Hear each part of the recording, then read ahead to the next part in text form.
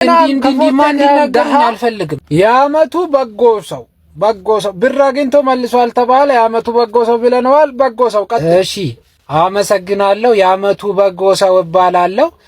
ቦርሳ አግኝቼ ነበረ።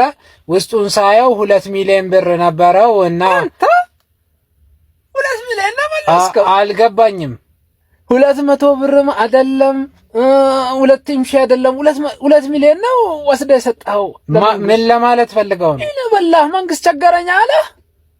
አይነ በላህ ይሄ እኮ በጎነት እኮ ነው። በጎነት ማለት ይሄ ነው። በጎነት ፈረዝ ነገር ነው። ይሄ ሰው ምን እንደሚለኝ ቀናን ሰባል ያምሃል ወይ አንተ ወሰድ አረጋል መሰለኝ። በጎነት እኮ ዞሮ ይከፍለናል። ራሱ ይከፍለናል እኮ። ይኸው ሻችን ልንገርህ፣ ያንተንም የልጅህንም የሰባት ዘርህን ርዝቅ ነው ወስደህ ለመንግስት ያስረከብከው። ልንገርህ ትፎትካታለህ።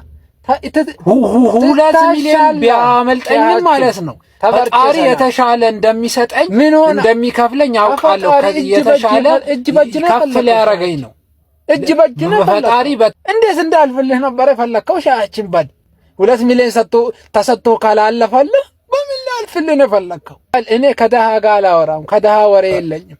ስነ ስርዓት አይለፍልኝ። እርሶ ያልተረዱት ነገር አለ። ያላውቃባል። ዞር በል